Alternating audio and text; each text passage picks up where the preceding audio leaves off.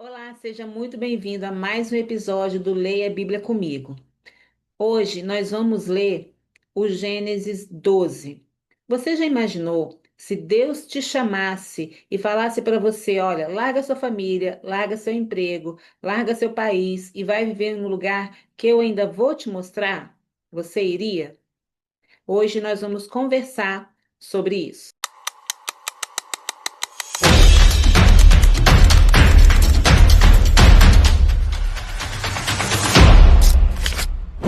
Então, comecemos. Então o Senhor disse a Abraão: saia da tua terra.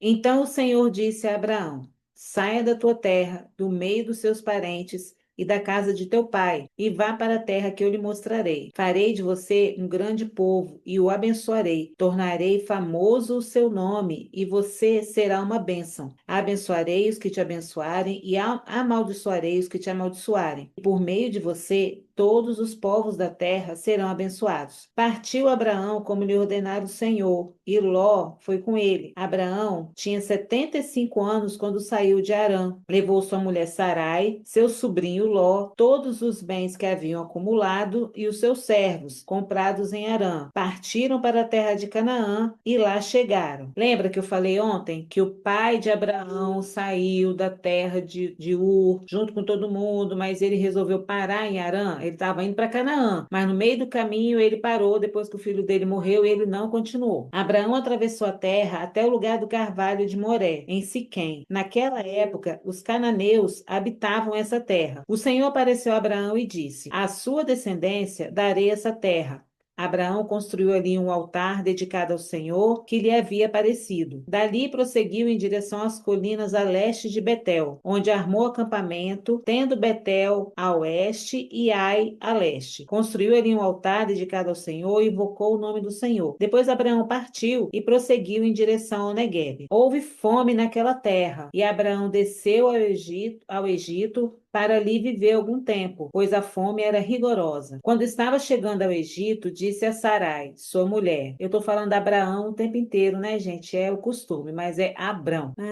Quando estava chegando ao Egito, disse a Sarai, sua mulher: bem sei que você é bonita. Quando os egípcios a virem, dirão: esta é a mulher dele, e me matarão, mas deixarão você viva. Diga que é minha irmã, para que me tratem bem por amor a você, e minha vida será poupada por sua causa. Espertinho ele, né? Quase que usou de escudo. Quando Abrão chegou ao Egito, viram os egípcios que Sarai era uma mulher muito bonita. Vendo-a, os homens da corte de Faraó a elogiaram diante do Faraó e ela foi levada a seu palácio. Ele tratou bem a Abrão por causa dela. E Abrão recebeu ovelhas e bois e jumentos e jumentas e servos e servas e camelos. Praticamente uma propina. Mas o Senhor puniu a Faraó e sua corte com graves doenças por causa de Sarai, mulher de Abrão. Por isso, Faraó mandou chamar Abrão e disse: o que você fez comigo? Por que não me falou que ela era sua mulher? Por que disse que era sua irmã? Foi por isso que eu a tomei para ser minha mulher. Aí está a sua mulher. Tome-a e vá. A seguir, o Faraó deu ordens para que providenciassem o necessário para que Abrão partisse com sua mulher e com tudo que possuía. Bom, mais uma vez estou eu aqui com o meu esboço, né? Com o meu roteirinho aqui de tudo que eu anotei.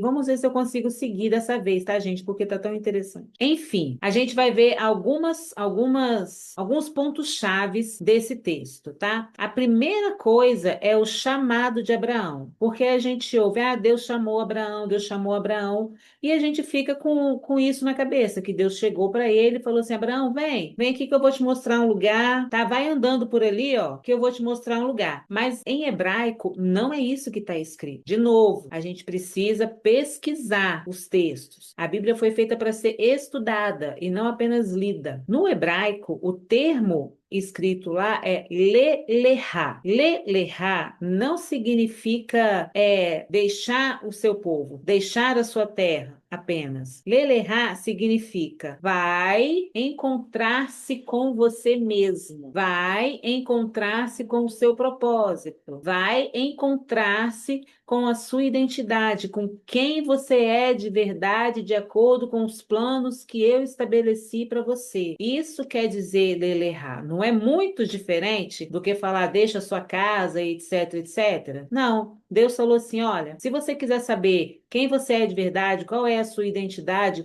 e tudo que eu planejei para você, sai da casa dos seus pais e vai para um lugar porque eu vou te mostrar ainda. Só sai. É diferente, não é? Será que você sairia? O outro ponto que a gente precisa entender é o contexto daquela época. Abraão, ele vivia em Ur dos Caldeus. Ur dos Caldeus era uma cidade da Mesopotâmia. Lá era um um centro comercial e um centro religioso. E lá tinha templos de tudo quanto é Deus. Era um lugar politeísta. Então, Abraão estava acostumado com um lugar politeísta. Então, quando chega lá no Egito e ele mente para falar da esposa e tudo mais, é o normal, gente. Ele vivia num lugar que não tinha, que não, as leis de Deus não haviam sido instituídas ainda. Aquele povo lá não servia a Deus, aquele povo lá não falava de santidade e tudo mais. Eles queimavam seus filhos para Moloque, eles ofereciam as crianças para Moloque. Então, Abraão ele vivia no meio desse lugar. Até por isso que Deus tirou ele dali também. Então, ele ter mentido era até normal, porque afinal de contas, entre Deus chamar a gente e a gente estar pronto para ser usado por Deus, é um processo, né? Primeiro Deus precisa tirar as cracas, limpar, enfim. Aí ele saiu de Ur dos Caldeus para ir para Canaã. Canaã, ele era um centro estratégico, porque lá tinha uma terra boa, ele era um corredor comercial entre o Egito e a Mesopotâmia, só que assim, era um centro influente, mas também era um centro muito visado. Então, militarmente, digamos, falando assim, era meio perigoso, né? Era um turbilhão de coisas naquele lugar, entendeu? Era como se ele fosse uma metrópole. Deus falou para ele assim: farei de ti uma grande nação, te abençoarei, engrandecerei o seu nome e tu serás uma bênção. Só que no hebraico, esse tu serás uma bênção não é assim, como se fosse só uma teoria distante. Ah, você pode ser uma bênção. Não, é imperativo. Você vai ser uma bênção. Não é que ele seria abençoado, ele também. Mas ele mesmo seria o portador da bênção. Ele mesmo seria a bênção, ok? É bem diferente de eu ter uma bênção e eu ser uma bênção. E o mandado de Deus para Abraão aqui é que ele fosse a bênção. E aqui ele ainda era Abrão. Outra coisa, quando Abrão chega a Canaã, ele constrói altar. No texto que a gente leu aqui, né? O Senhor apareceu e deu a promessa, e aí ali onde o Senhor apareceu para Abraão, ele foi e ergueu um altar ao Senhor. Quando ele chegou na cidade, ele também ergueu um altar ao Senhor. O que que significa isso? Erguer um altar. Na verdade, quando ele está erguendo um altar, ele está fazendo como se ele estivesse marcando o território, como se ele estivesse conquistando espiritualmente aquele território, declarando que aquele território, a partir daquele momento, pertencia ao Senhor. Não era só um culto entre ele e Deus. Era um sinal para o mundo espiritual de que aquele lugar pertencia ao Senhor. Um outro ponto que eu preciso acentuar é que Abraão obedeceu, saiu da terra dele, e quando ele já estava em Canaã, ele precisou sair e ir para o Egito por conta da fome. O que eu quero chamar a atenção? Não é porque você está obedecendo, não é porque você está vivendo o propósito de Deus que você não vai passar por nenhuma tribulação.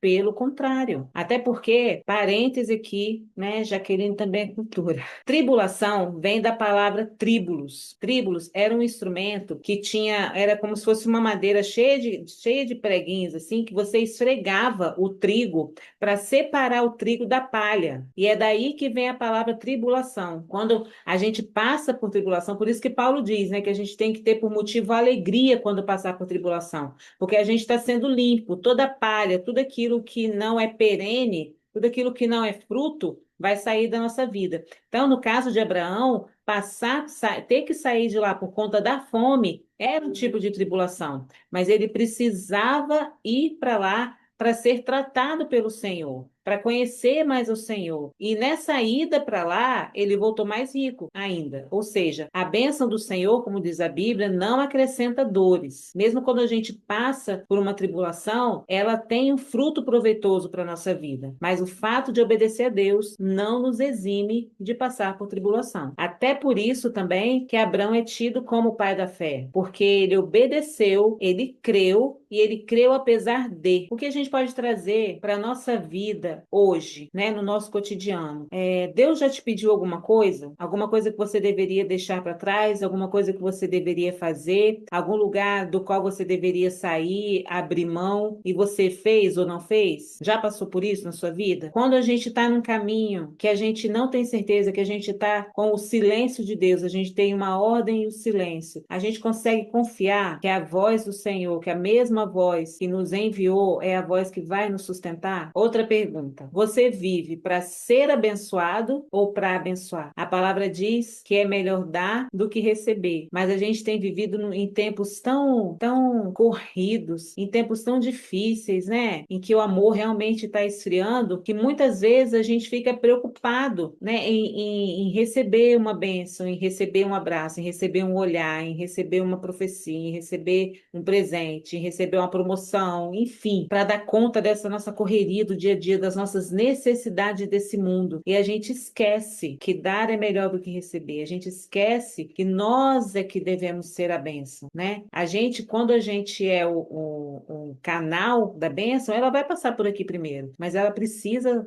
passar. Ela não pode parar na gente. A água parada apodrece. Essa é o início da jornada de Abraão. Ele ensina para gente a perseverar, a crer, a aplicar a nossa fé naquilo que Deus está falando com a gente. E às vezes são coisas muito estranhas mesmo, que Deus só vai falar para você. Imagina, Abraão estava lá completamente estabelecido naquela sociedade dele. E aí Deus fala para ele sair para um lugar que ele nem conhecia. Não é tão, às vezes não é simples mesmo andar com Deus. E às vezes só você vai ouvir aquilo. E é Deus falando com você, mas é só para você. Às vezes é solitário mesmo obedecer a Deus. Mas a gente precisa obedecer em fé, confiar que a cada passo ele vai direcionar a gente. É fácil? Não, não é fácil, até porque hoje em dia a gente tem tanta distração, tem tanta coisa para a gente ver que vai minar a nossa fé, tanta coisa para a gente ouvir que vai minar a nossa fé, né? Por isso que a palavra diz que a fé vem pelo ouvir a palavra de Deus.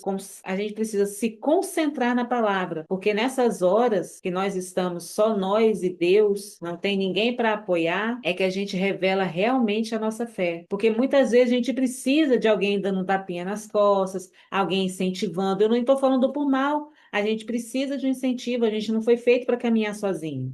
Mas em alguns momentos da caminhada, Deus vai deixar a gente sozinho, sim, porque a gente precisa ter primeiro intimidade com Deus. A gente só vai ter intimidade com Deus se ficarmos a sós com Ele. Estou falando para mim mesmo, estou pregando para mim hoje. Se Deus dissesse para você hoje, lerá, será que você diria sim? Está pronto para dar espaço? Bom, a gente se vê amanhã no capítulo 13. Deixa aqui os seus comentários, as suas perguntas. Conta para mim, né, o que que você lerá na sua vida ultimamente. Vamos conversar um pouco aqui nos comentários, tá bom? E a gente se vê amanhã.